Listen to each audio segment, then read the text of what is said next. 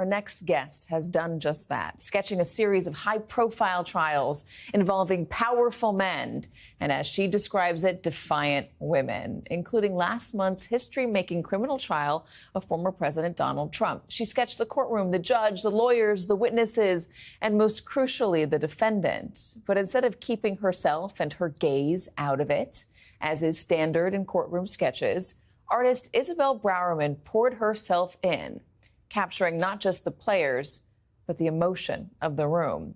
In writing about what she does for New York Magazine, Browerman says, "My favorite image to capture is the neck of a defiant woman as she stares down a man who thinks he can destroy her. I have seen that strong neck hold up the chin of Amber Heard and the Jane Does of Danny Masterson. I drew the uncompromising neck of E. Jean Carroll, and most recently, the neck of the unapologetic Stormy Daniels." Joining us now is artist Isabel Browerman. She sketched several of Donald Trump's trials. I'm obsessed with you. Hi. I am. Thank you for being here. My mom sent me these sketches. I hadn't seen them, and I just thought, oh, my God. She captured what it's like to be in those rooms. And I was in the courtroom with you for a little bit of the trial. It's so hard to describe what it's like in that room because you have an image of what it could possibly be like when you haven't been in there. You think of a pit bull lawyer and people on the stand scared and nervous, and a judge who is being very hard-lined. And that wasn't what it was like in the courtroom at all. It was very subdued, but there was so much intensity. So walk me through what you saw and what you felt and why all of that poured out of you and onto these canvases. Well, I think there's a traditional aspect to the court that's actually really fun to play with if you're free to do so. And so I sort of started to index these like traditional architectural elements like the flag, the microphone, the judge.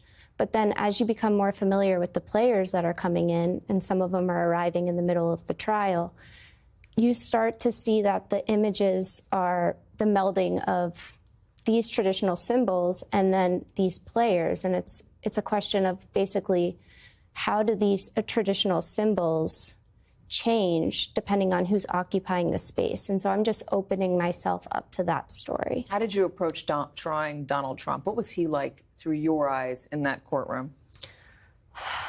I mean, he is somebody that has so much to draw on. And so to draw him is sort of this incredibly complicated and sort of ever-changing challenge. Within this courtroom, he was gagged, and so he had a different demeanor than he had in previous trials. Like E. Jean Carroll, which you were at. Correct.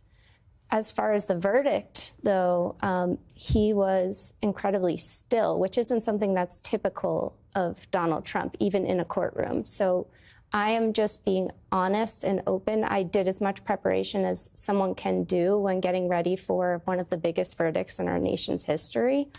But at the end of the day, what my practice sort of brings to the tradition of court art is the unpredictability, which I think people are enjoying, and people are kind of clinging onto the humanity that can go into the court. You also draw Stormy Daniels. You drew witnesses like Hope Hicks, and you add writing words to your pieces.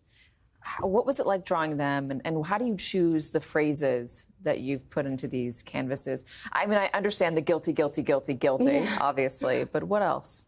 I think that sometimes when I'm working, I'm really in a zone, but then I hear something and I'm like, okay, this sort of can be used as material, just like the images, to sort of highlight irony. I'm thinking about themes in our nation and possibly themes that are like a little bit more the story of the day, the gag order. So I hear certain words and I'm like, okay, this works. And I just sort of grab it.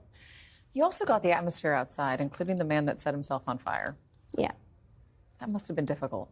Yes, that was really intense. And it felt like there was something that needed to be recognized about the fact that that was how the trial began. And it felt so heavy. And yeah, I wanted to make sure to do that justice, but I also brought that into the courtroom portrait of the day and sort of centered it, because that's what it was. Yeah, exactly.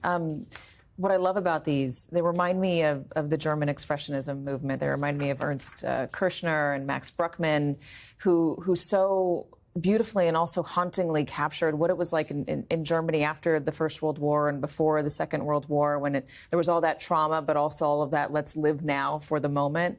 This feels like you've captured the moment of 2024, what it feels like to be an American right now. And I think we're going to look back on these images and be taken back to today, just like the German expressionists bring us back to what it was like out there before World War II.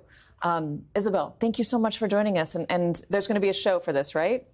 We're figuring that out right now, but definitely. I hope I get invited. You're Isabel invited, of course, Browerman. and your mom. Great, Mom. She's going to love that. Isabel Browerman, thank you so much for joining us. Thank you.